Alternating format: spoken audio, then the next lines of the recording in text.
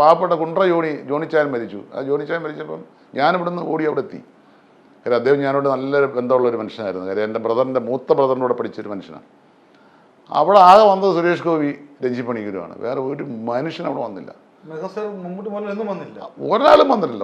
പക്ഷേ എനിക്ക് തോന്നുന്ന മമ്മൂക്ക എന്നു എനിക്ക് തോന്നുന്ന വെളിയിലും കണ്ടായിരുന്നു. അദ്ദേഹം വിളിച്ചിരുന്നു. എൻ്റെത് മോൻ പറഞ്ഞു, അദ്ദേഹത്തിൻ്റെ മകൻ പിന്നെ അച്ചു എൻ്റെ അടുത്ത് പറഞ്ഞു, ഞാൻ ചോദിച്ചാൽ മോനെ മമ്മൂക്കയെ മോഹൻലാലൊക്കെ വിളിച്ചു വെച്ചാൽ പറഞ്ഞു മമ്മൂക്ക എൻ്റെ വെളിയിൽ അങ്കിളെ എന്നെ വിളിച്ചിരുന്നു എന്ന് പറഞ്ഞു.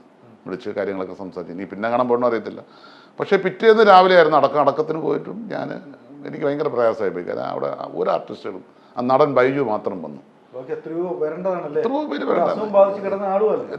എത്രയോ പേര് വരണ്ട. സുരേഷ് ഗോപി കൃത്യനിഷ്ഠയായിട്ട് വന്ന് ഒരുപാട് സമയം കഴിഞ്ഞിട്ടാണ് അദ്ദേഹം പോയത്.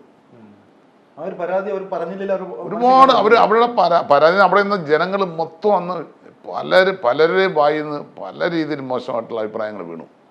അപ്പോൾ ഒരു മീഡിയാസിൻ്റെ നമ്മുടെ ഷിജു പടിഞ്ഞാറ്റിക്കര എന്ന് പറഞ്ഞൊരു മീഡിയയുടെ ഒരു പയ്യനുണ്ട്. അത് നമ്മുടെ ഒരു അടുത്ത പയ്യനാണ്. അവൻ ഇങ്ങനെ ചെന്ന് രഞ്ജി പണിക്കരുത് അതിനെക്കുറിച്ചൊക്കെ ചോദിച്ച് ഇടഞ്ഞും കഴിഞ്ഞൊക്കെ ചോദിച്ചപ്പോഴേ രഞ്ജി പണിക്കർ പറഞ്ഞു, ഇവിടെ വെച്ച് നിങ്ങളങ്ങനെ ചോദിക്കരുത്. കാര്യം പലർക്കും പല അസ്വസ്ഥതകളുണ്ട്, പലരുടെയും അവസ്ഥ അങ്ങനെ ആയിരിക്കും. അതുകൊണ്ട് ഒരു കാരണവശാലും അത് ചോദിക്കരുത്. നടന്മാർക്ക് ഇങ്ങനെ ഒരു ദുര്യോഗം വരുമ്പോഴത്തേക്ക് ആരും തിരിഞ്ഞു നോക്കത്തില്ല. മറ്റുള്ള നടന്മാർ പോലും ശ്രദ്ധിക്കത്തില്ല. അല്ല, ഞാൻ കണ്ടിട്ടുള്ളത് ഒരു പലയിടത്തും. പക്ഷേ കാര്യം ഞാൻ ചില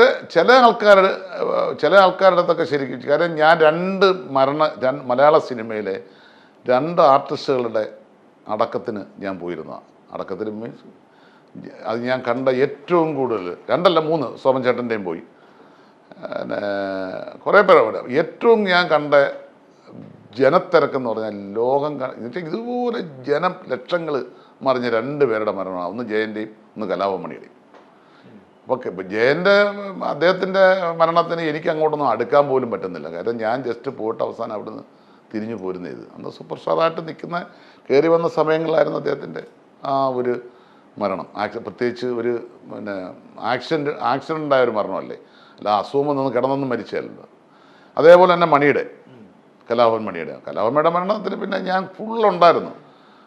കാര്യം എന്ന് പറഞ്ഞാൽ ജനപ്രവാഹം എന്ന് പറയുന്നത് ഇതേപോലെ ജനപ്രവാഹം. ജനങ്ങൾ വന്ന് അത് താരങ്ങൾ അവിടെ നിന്ന് താരങ്ങളൊന്നും വന്നില്ല. പിറ്റേന്ന് എനിക്ക് താരങ്ങൾ കുറേ പേരൊക്കെ വന്നു. പക്ഷേ അവിടെ താരങ്ങൾ വരാൻ പോലും പറ്റത്തില്ല. അത്ര കാര്യം എന്ന് പറഞ്ഞാൽ ഈ മലമ്പ്രദേശങ്ങൾ മൊത്തം അങ്ങ് ഇളകി മറിഞ്ഞു. റോഡൊക്കെ എന്ന് പറഞ്ഞാൽ ഈ രാവിലെ തൊട്ട് വൈകുന്നേരം വരുന്ന ബ്ലോക്കും ബഹളവും. അവസാനം ഒരു 1-2 DYSPമാരുമായിട്ട് ഞാൻ സംസാരിച്ച് ഞാൻ ഇന്ന ആളാന്ന് പറഞ്ഞപ്പോഴാണ് എന്നെ ആ ബാരിക്കാഡ് വഴി അവർ കയറ്റി വിട്ടത്.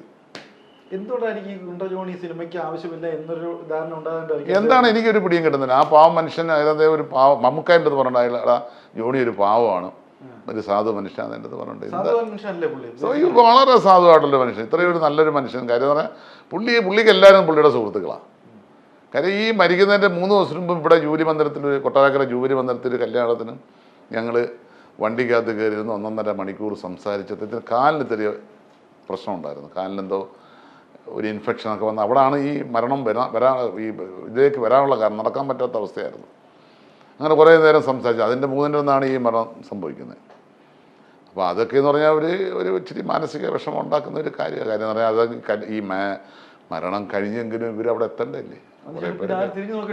ഇല്ലെന്നാണ് എൻ്റെ അടുത്ത്. കാര്യം ഞാൻ സുരേഷ് ഗോപിയുടെ കല്യാണത്തിൻ്റെ ഫംഗ്ഷന് കണ്ടപ്പോഴും ചേച്ചി അച്ഛനും കൂടെ എന്നെ കണ്ടുകൊണ്ട് വന്നായിരുന്നു. അപ്പം അങ്ങനെയാണ് എനിക്ക് കിട്ടിയ റിപ്പോർട്ട് അവരിൽ നിന്ന്.